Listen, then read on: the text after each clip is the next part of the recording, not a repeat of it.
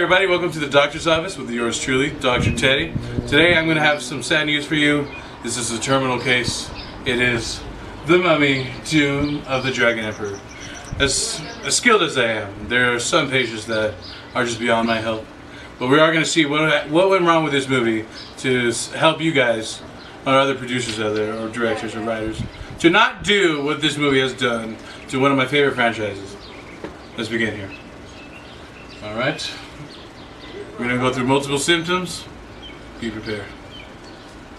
First up, cardiac arrest. This movie has taken the heart out of this franchise, and you're going to feel it as you watch this movie.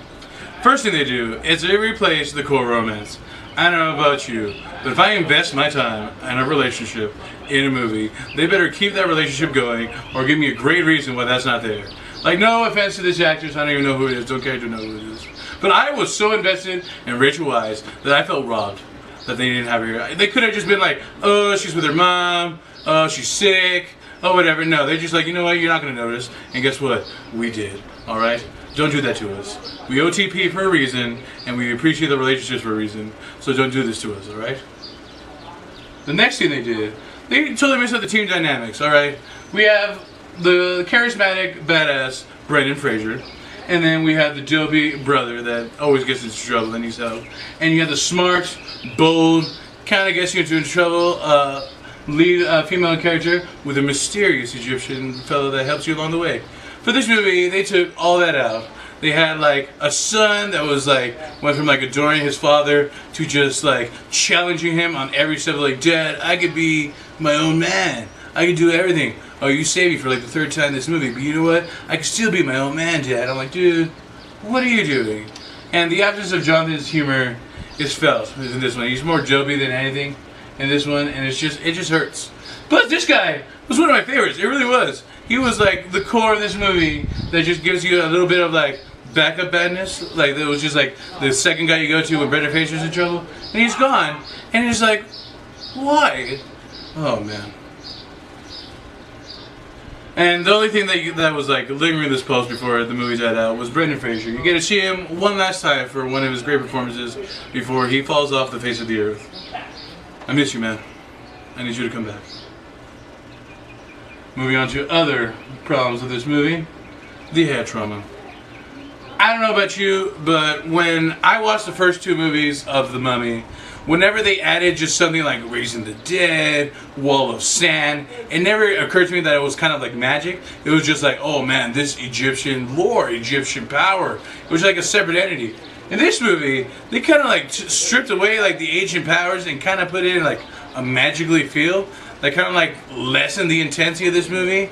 It's like not only this Yeti scene where it was just like, okay, so no one on this planet knew that Yetis were alive. They're just out there chilling. But then like some of the stuff that the Chinese lore did, it was just like, oh, there's a clay mummy, but he can breathe fire.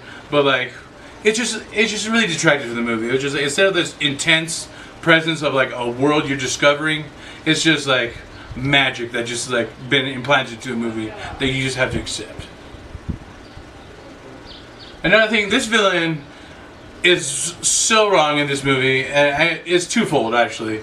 You have Jet Li, one of the greatest martial arts fighters in the world. Like, when you see him in a movie, you kind of expect a great fight. And this movie, they overpowered his character to the point that it just becomes comical that he even fails at anything in life.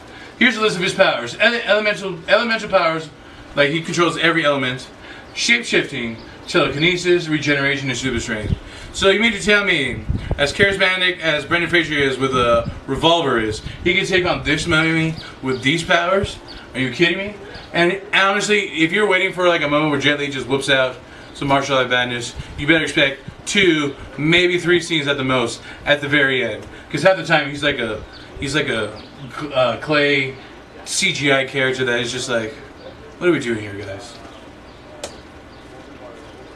And this is kind of like spinal damage to the core, because this is the very backbone of the movie, and this was even damaged throughout this franchise. First thing, the Egyptian lore. I don't want to be the guy who like says once you do something right, you got to do it over and over.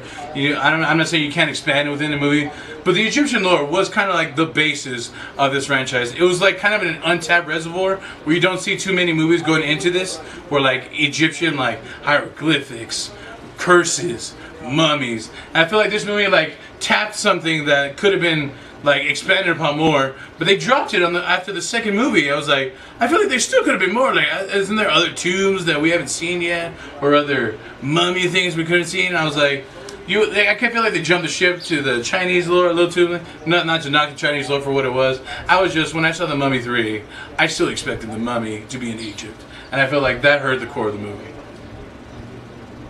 And another thing, this is weird to me to complain about because the mummies were terrifying in Mummy 1, and I got used to it by Mummy 2, but they were honestly legit nightmare-inducing.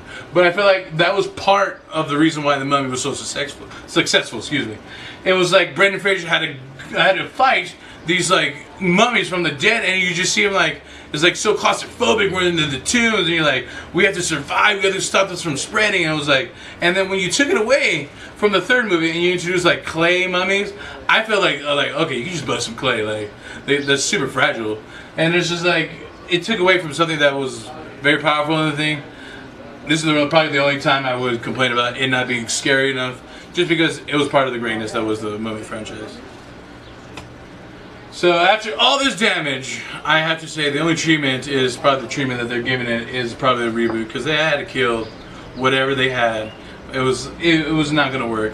Hopefully this reboot with Tom Cruise is going to stick to some of these things that was great about the first franchise, expand upon it some more. I know they're going down the scary route is going to be a problem for me, but I'll watch it for you guys to make sure they're still holding up. And that is it for me, guys. This case we couldn't help out too much, but hopefully future installments will learn from this lesson. Alright, I'll see you in the next doctor visit. This is Dr. Teddy. See you later.